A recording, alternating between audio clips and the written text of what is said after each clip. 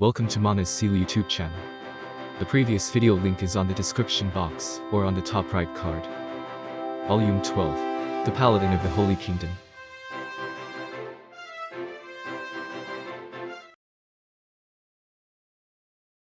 Kalka's powerful voice filled the plaza, and the angels in the perimeter and hidden among the priests spread their wings and took flight.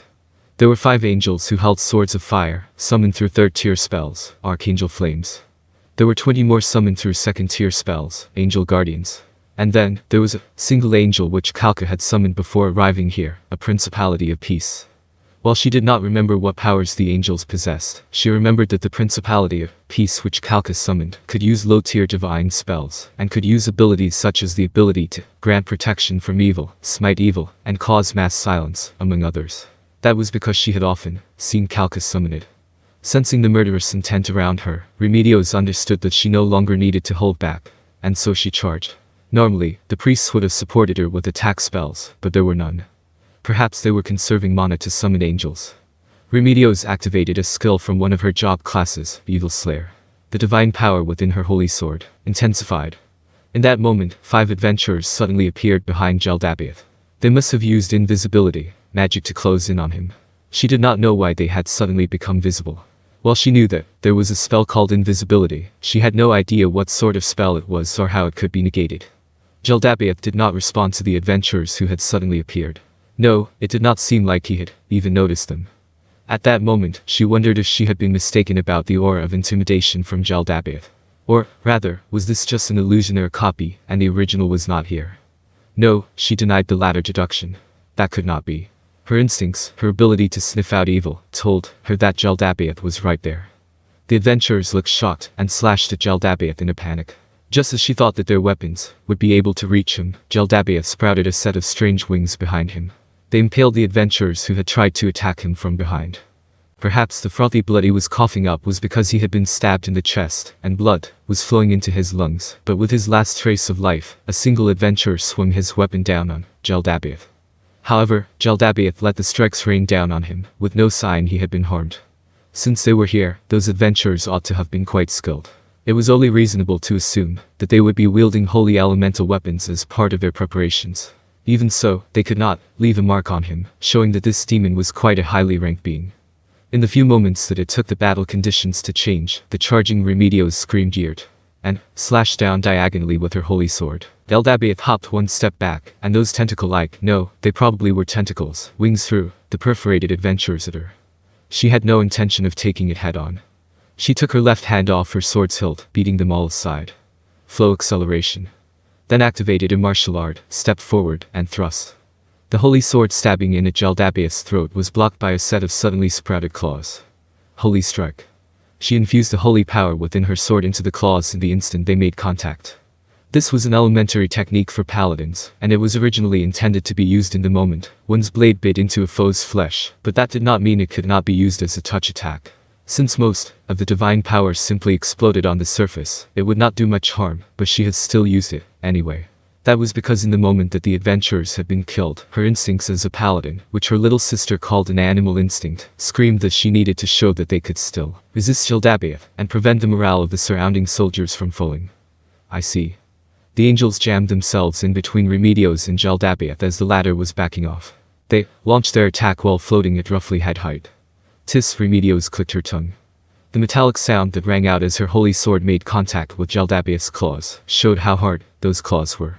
In addition, the fact that he could easily evade a blow from her magically enhanced self, although in a somewhat clumsy fashion, showed how high his physical abilities were. There were only a few people who could contend with such a mighty being. While the angels summoned through 3rd and 2nd-tier spells usually excelled at slaying monsters, they only served to get in the way during this battle. In particular, the greaves of the angels floating back and forth were an eyesore. Penetrate magic, holy ray. Her sister cast a spell. However, it vanished before Jaldabaoth's face like it had been deflected. Twin penetrate magic, holy ray. Kalka emitted 2 rays of light. She was probably thinking that it would be fine, as long as one of them could pierce Jaldabaoth's spell immunity, but unfortunately her attack was ultimately as ineffective as her sister's.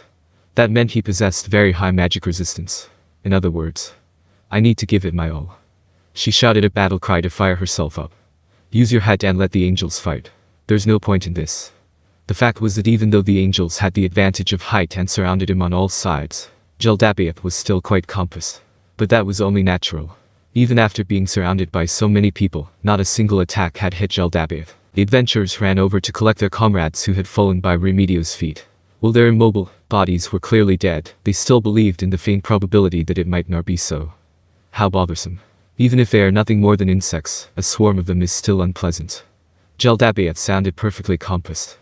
Indeed, being able to negate the spells cast on him from the rear and perfectly evade physical attacks made him seem overwhelmingly superior. However, do you think we've never fought enemies like this before? Unless their summoners were specialists, summoned monsters were generally weaker than the ones who called them forth. Therefore, there were cases where angels' attacks ended up being useless. Against a powerful foe, the best way to use angels was. The airborne angels rushed Jaldabaoth as one. They did not use their swords, but tackled him. To hinder their opponent's movements in this fashion. It was quite effective. Perhaps he was starting to grow tense, but Jaldabaoth went on the offensive, and a single swipe of his claws caused several angels to vanish into nothingness.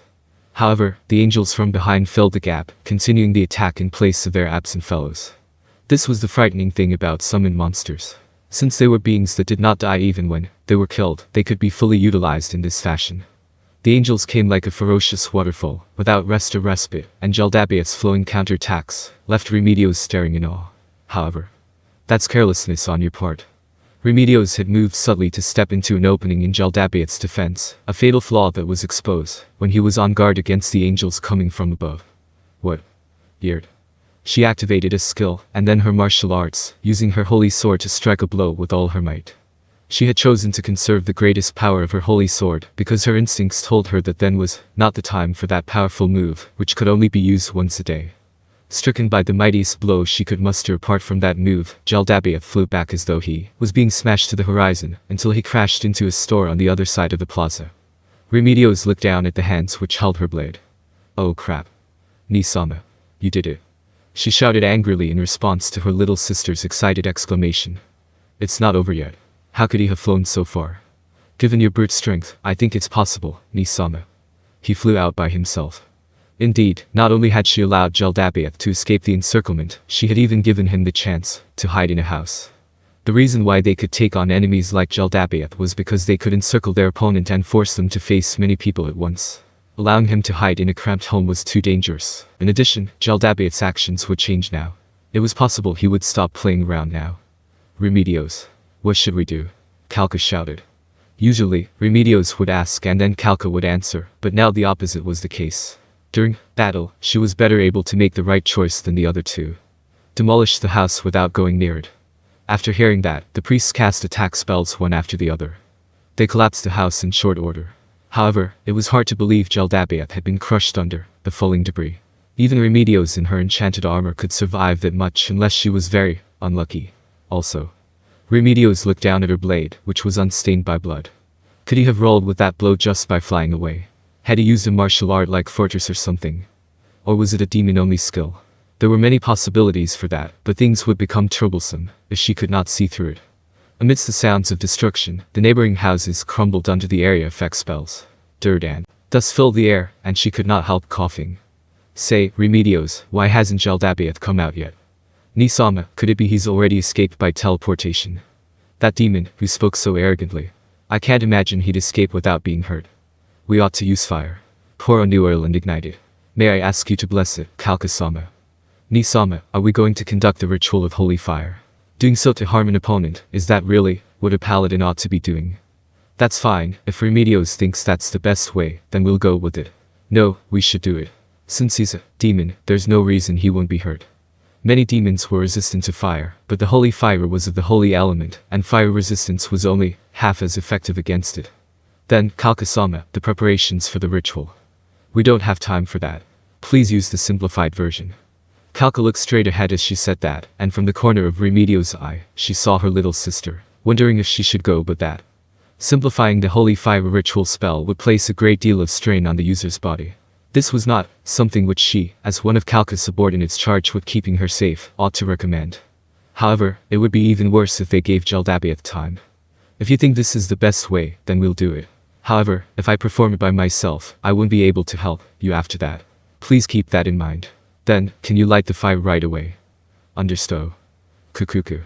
My, this is quite vexing. Suddenly, Jaldabaoth's voice issued from the pile of debris. Nisama. I know. Remedios immediately stood in front of Kalka and readied her sword. Jaldabaoth had been buried under the house after all.